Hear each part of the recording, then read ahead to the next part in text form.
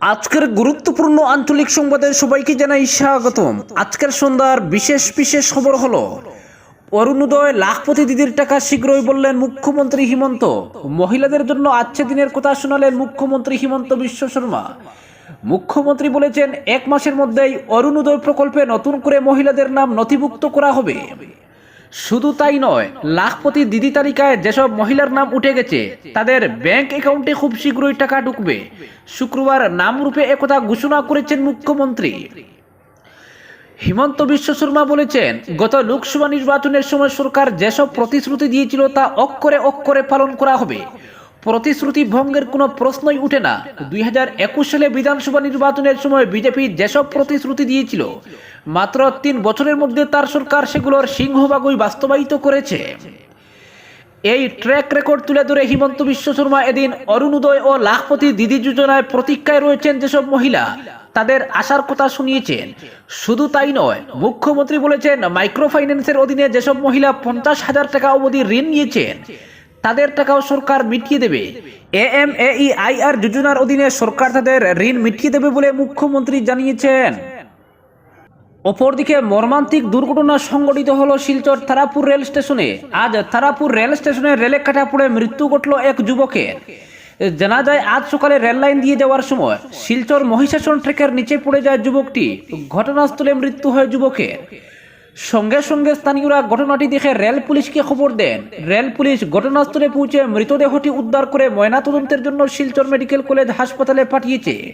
তবে মৃত যুবকের কোনো পরিচয় পাওয়া যায়নি। অপরদিকে লোকসভা নির্বাচনের পর্যালোচনার দিনক্ষণ স্থির করল রাজ্য বিজেপি। আগামী 19 এবং 22 জুন বৈঠকের ডাক দেওয়া হয়েছে রাজ্য বিজেপির সদর দফতর বাজপেয়ী ভবন থেকে। এ নিয়ে সভাপতি ভবেশ কলিতা বলেছেন, 22 জুন পরপর 3টি বৈঠক অনুষ্ঠিত হবে। সেদিন প্রথমে হবে দলের পদাধিকারীদের বৈঠক, এরপর বসবে পদাধিকারীদের বর্ধিত বৈঠক। সেই বৈঠকে প্রত্যেক জেলা সভাপতি প্রভারী সহকারী প্রভারীরা উপস্থিত থাকবেন। এরপর মোদী মন্ত্রিসভায় স্থান পাওয়া 2 মন্ত্রী এবং নবনির্বাচিত সাংসদদের সংবর্ধনা দেওয়া হবে। এর আগে 19 জুন বাজপেয়ী ভবনে বসবে বিস্তারকদের বৈঠক। কলিতা জানান, বিধানসভা কেন্দ্র পর্যায়ে বিস্তারকদের নিয়োগ করা হয়েছিল। 120 জন বিস্তারককে নিয়ে বসবে যোজনা বৈঠক। কলিতা বলেছেন, লোকসভা নির্বাচনের ফলাফল দেখাচ্ছে 92টি বিধানসভা কেন্দ্রে এগিয়ে আছি আমরা। এই লিড আরো বাড়াতে কি ধরনের যোজনা হাতে নিতে হবে মূলত সে বিষয়ে ওই বৈঠকে পুঙ্খানুপুঙ্খ আলোচনা করা হবে। অপরদিকে ভোট বিপর্যয়ে দস্ত ইউডিএফ, ইস্তফার পথে সাজুও। মানকাচরের বিধায়ক আমিনুল ইসলামের পথ অনুসরণ করে এবার সোনাইর বিধায়ক করিমউদ্দিন বড়বুইয়া ওরফে সাজুও AIUDF-এর পদ থেকে ইস্তফা দিচ্ছেন। গত 6 জুন দলের সভাপতি বদরউদ্দিন আজমলের কাছে সাধারণ সম্পাদকের পদ থেকে তার ইস্তফাপত্র পাঠিয়ে দিয়েছিলেন আমিনুল।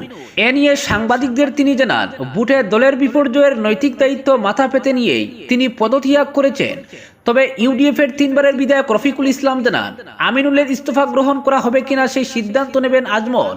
এই প্রেক্ষাপটেই শোনা যাচ্ছে গুঞ্জন সাজুও দলের পদ ছাড়তে পারেন।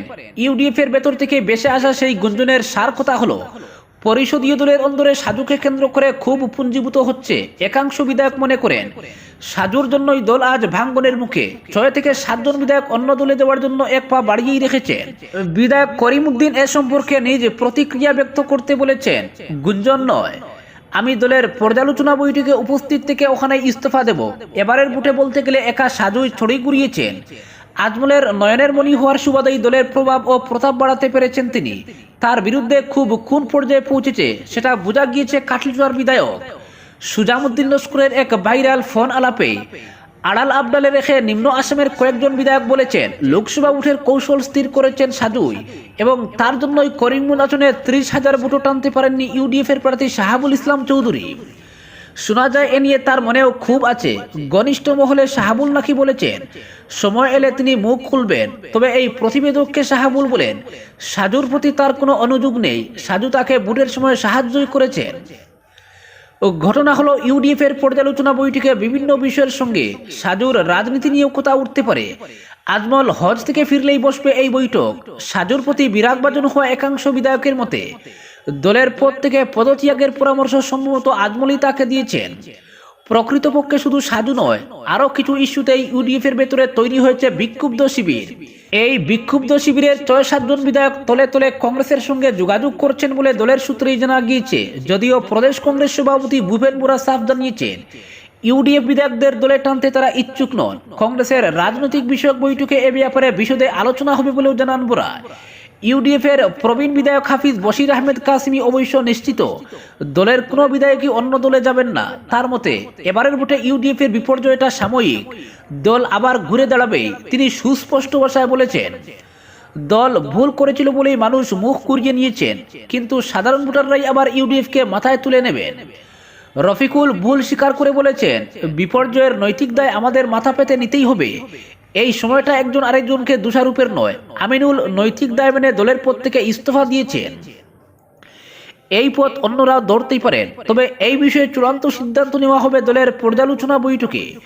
ইউডিএফ এর নেতারা ভোটের ফলাফলের জেরে এতটাই ম্রিয়মাণ যে দলের কাজকর্ম শিখে উঠেছে। তবে বিধায়করা বলছেন, আজমল এসে পর্যালোচনা বৈঠক করার পর নতুন উদ্যমে মাথা তুলবে এআইইউডিএফ। অপরদিকে জাতীয় সড়ক সংস্কার ও বাইপাসের কাজ শুরুর দাবিতে সরব কমলাক্ষদে পুরকায়স্ত। করিমগঞ্জ থেকে সুতারকান্দি পর্যন্ত জাতীয় সড়ক সংস্কার ও বাইপাসের কাজ শুরুর দাবিতে সরব হলেন উত্তর করিমগঞ্জের বিধায়ক কমলাক্ষদে পুরকায়স্ত। এনএইচআইডিসিএল এর এক্সিকিউটিভ ডিরেক্টর পঙ্কজ সিং এর সঙ্গে সাক্ষাৎ করে শীঘ্রই কাজ শুরু করার আবেদন জানান বিধায়ক। করিমগঞ্জ থেকে সুতারকান্দি পর্যন্ত জাতীয় ৩৭ নম্বর জাতীয় সড়কটি ক্রমশ নিজস্বতা হারাচ্ছে। পার্শ্ববর্তী রাষ্ট্র বাংলাদেশের সঙ্গে স্থলপথে সরাসরি যোগাযোগ রক্ষাকারী এই সড়কের প্রয়োজন অপরিসীম। ভারত থেকে এই সড়ক দিয়ে বাংলাদেশ যেমন বিভিন্ন সামগ্রী রপ্তানি করা হয়, তেমনি বহু সামগ্রী বাংলাদেশ থেকে আমদানি করা হয়।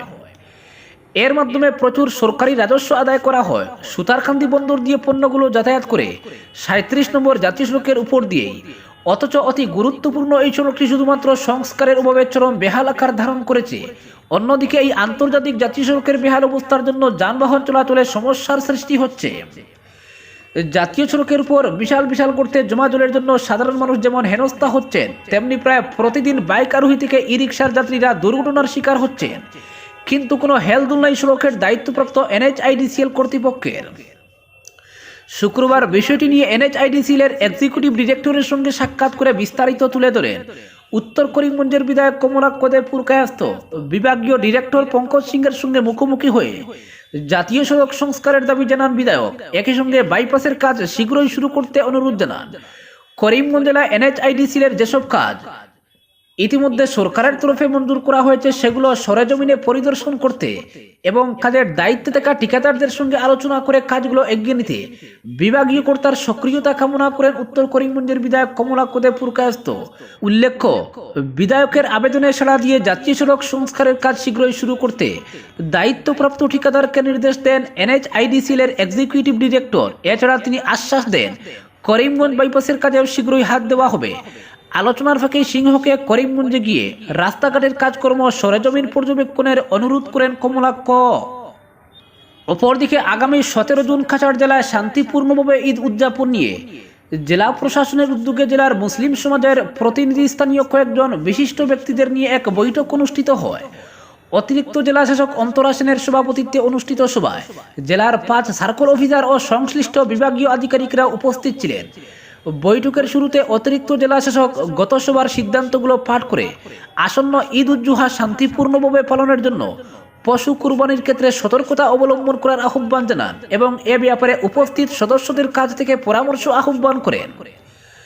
সভায় জেলা এআইডিএফ সভাপতি শামিনুল হক পড়বইয়া গত বছরের মতো এবারও শিলচর শহর সহ জেলার সংবেদনশীল এলাকায় নিরাপত্তা বাহিনী মোতায়েন, উৎসবের দিন বেপরোয়া যান চলাচলের কঠোর এবং বিশেষ করে গত বছর ঈদ উজ জুহার দিন শিলচর শহরে যে অপ্রীতিকর ঘটনা ঘটেছিল তার পুনরাবৃত্তি যাতে না ঘটে সে ব্যাপারে সাধারণ ও পুলিশ প্রশাসনকে সতর্ক থাকার পরামর্শ দেন।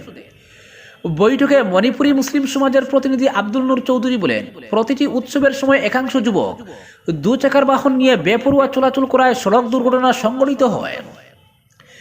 এদিন তিনি জেলা পরিবহন বিভাগ এবং ট্রাফিক বিভাগকে কড়াকড়ি আরোপ করার পরামর্শ দেন।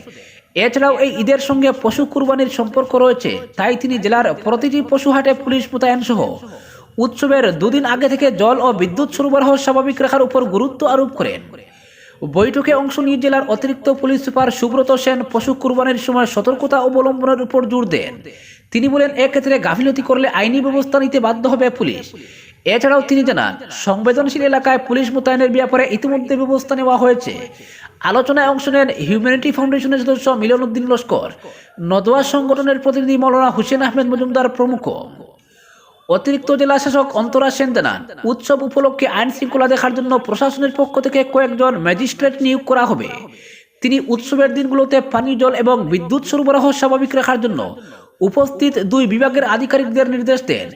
এদিনের সভায় শিলচর সদর সোনাই সার্কেল অফিসার যথাক্রমে অরুণজ্যোতি দাস ও মারিয়া তানিম সহ আরো কয়েকজন আধিকারিক উপস্থিত ছিলেন।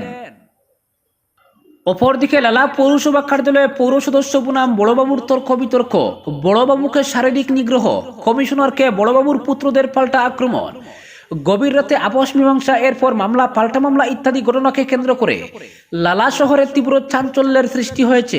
এ নিয়ে লালা শহর জুড়ে জোর চর্চা চলছে। চাঞ্চল্যকর ঘটনাটি ঘটেছে বৃহস্পতিবার সন্ধ্যা রাতে লালা মিউনিসিপাল বোর্ডের কার্যালয়ে। জানা গেছে, এদিন সন্ধ্যায় লালার ড্রেনেজ সমস্যার ব্যাপারটি প্রত্যক্ষ করতে দুইজন ইঞ্জিনিয়ার লালা এলে 6 নম্বর ওয়ার্ডের পৌর সদস্য সুদীপ নাথ ও 10 নম্বর ওয়ার্ডের পুর সদস্যের প্রতিনিধি সুজিত ঘোষ পৌরসভা অফিসে নিয়ে যান।